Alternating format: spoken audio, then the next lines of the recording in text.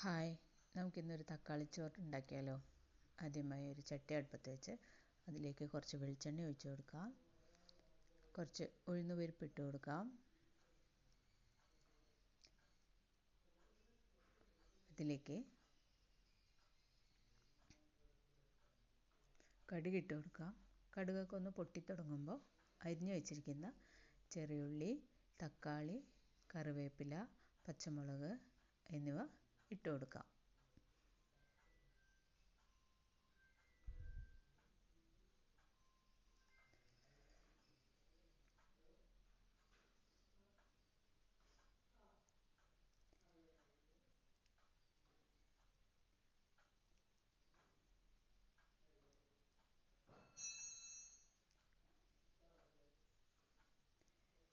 അതിലേക്ക് നമുക്ക് കുറച്ച് മഞ്ഞൾപ്പൊടി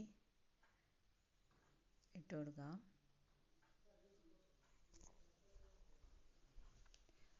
നന്നായി ഇളക്കി യോജിപ്പിക്കാം. പെട്ടെന്ന് ഉണ്ടാക്കാൻ പറ്റിയതാണ്. ഉപ്പിട്ട് കൊടുക്കാം. ആവശ്യത്തിനുള്ള ഉപ്പ് ഇട്ട് കൊടുക്കാം. നന്നായി മിക്സ് ചെയ്യാം. തീ ഒരു മീഡിയം ഫ്ലെയിമിൽ വെച്ചതിന് ശേഷം തക്കാളി, ചെറിയുള്ളി എല്ലാം നല്ലപോലെ വഴന്ന് അതിൽ വെള്ളമൊക്കെ വറ്റി എണ്ണ തെളിഞ്ഞ് വരുന്ന സമയത്ത് നമുക്ക് എടുത്തു വച്ചിരിക്കുന്ന ചോറ് കൂടെ അതിലേക്ക് ആഡ് ചെയ്യാം.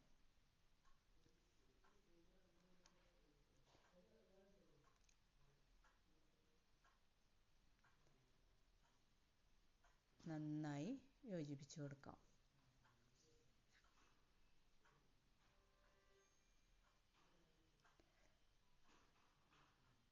യോജിപ്പിച്ച് ഒരു 2 മിനിറ്റ് മാത്രം ചോറുമായി മിക്സ് ചെയ്താൽ മതി. നല്ലപോലെ മിക്സ് ചെയ്ത് വെള്ളമൊക്കെ വറ്റി എല്ലാം കൂടെ പുളിയും ഉപ്പും എല്ലാം ചേർന്ന് വന്നിട്ടുണ്ട്. നമുക്കൊരു പാത്രത്തിലേക്ക് വെച്ച് സെർവ് ചെയ്യാം.